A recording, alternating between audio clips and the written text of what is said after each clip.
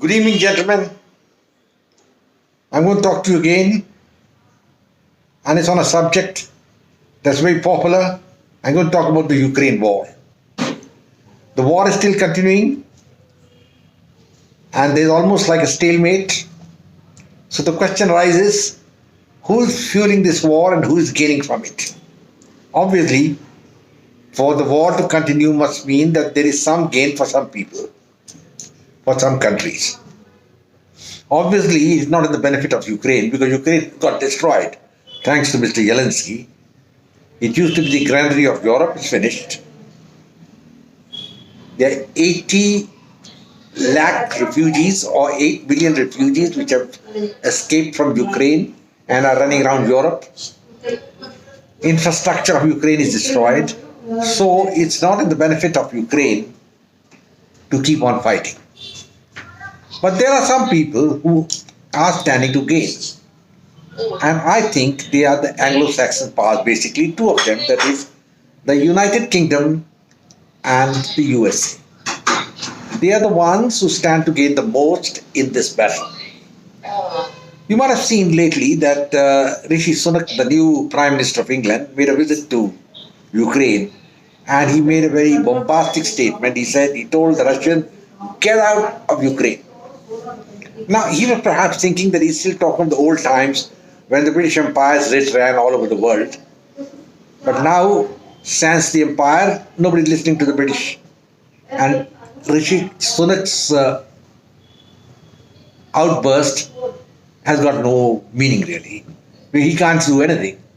And as it is, the British, who are no longer a world power, are riding on the back of the Americans, piggyback on the Americans, and then trying to show their world power. They're nowhere otherwise as far as the world power is concerned. But they would like to show their power, so they are going around talking like this. The other person to gain are the Americans. That's what they feel. But in the long run, they're going to be the losers. I'll explain. Now, America has started this war in Ukraine. They had called Zelensky. They spoke to him. Don't worry, we're going to be with you. You're going to be our frontline state against Russia. Russia is our enemy. And the Ukrainians lapped it up like a cat laps up a milk. And what was the result of it? The Russians opposed Ukraine's entry into the NATO, into the EU, and then there was war. This was a plan by the Americans, basically. They wanted this war to take place. And obviously, this stood to gain.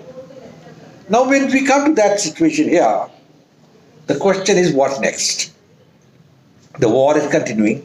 Ukraine has not won the war, despite one of my expected friends on one of the writing sites gleefully saying that the Russians will push back slowly and this is going to happen, that's going to happen. Nothing has happened. They have vacated some areas.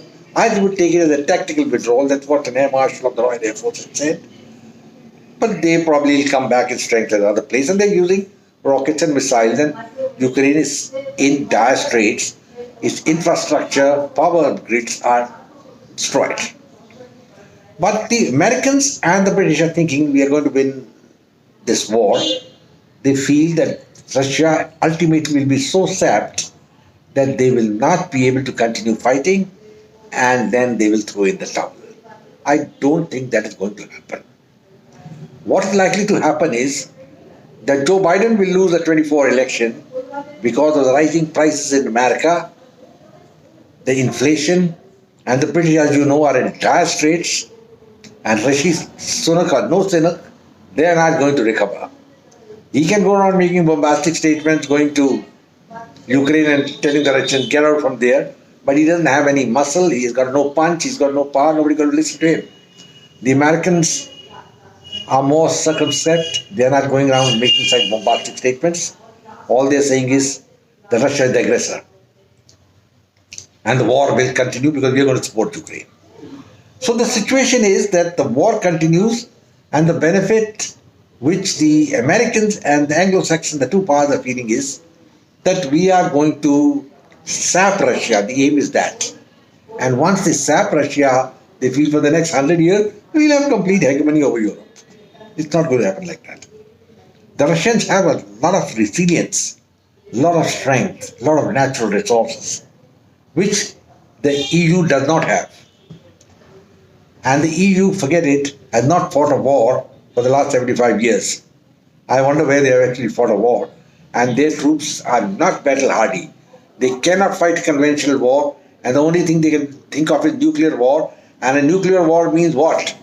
Complete destruction of EU.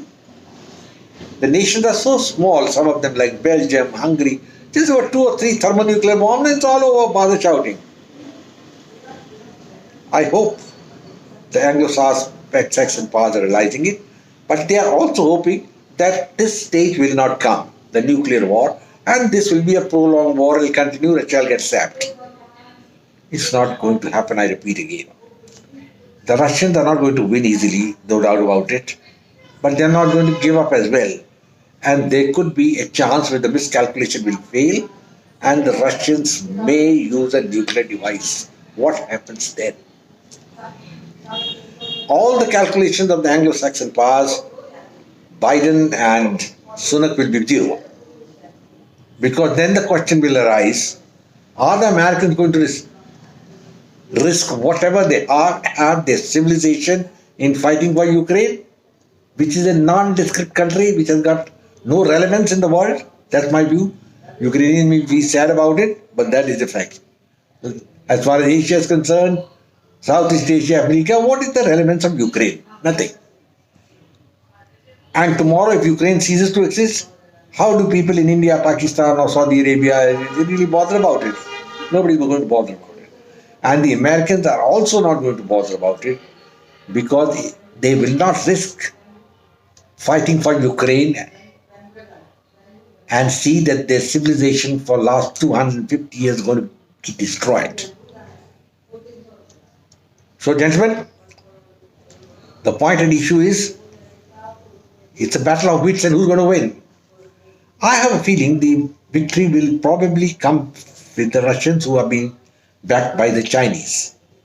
Because the Americans themselves are now severely divided.